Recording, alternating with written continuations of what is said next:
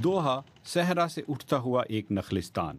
2022 के world cup का मरकजी स्टेडियम खलीफा, जो अब तक का सबसे बड़ा प्रोजेक्ट है और गैर मुल्की मजदूरों पर मुनहसर है।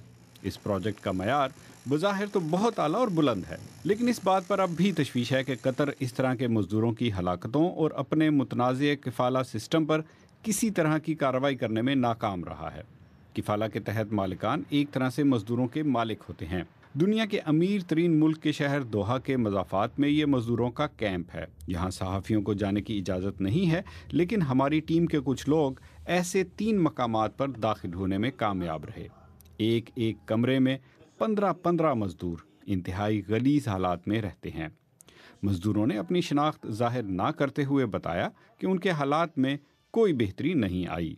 नहीं, ऐसा कैसे जा सकता है? कंपनी जब दिएगा ना पासपोर्ट तभी तो टिकट मिलेगा, तभी तो जा सकता है। और प्रॉब्लम है यहाँ पे जो कफिल हैं, से हम कफिल थ्रू काम करते हैं, तो अभी महीने में 200-300 देते थे उन्हें, अभी महीने में 500 चाहिए हर महीने। 1 साल पहले फीफा ने इस्लाहात पर जोर दिया था, लेकिन नाक़दीन का कहना है कि हालात बेहतर नहीं हुए।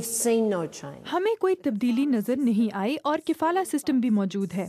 ये 21वीं सदी में गुलामाना निज़ाम है और इसे तब्दील होना ही चाहिए।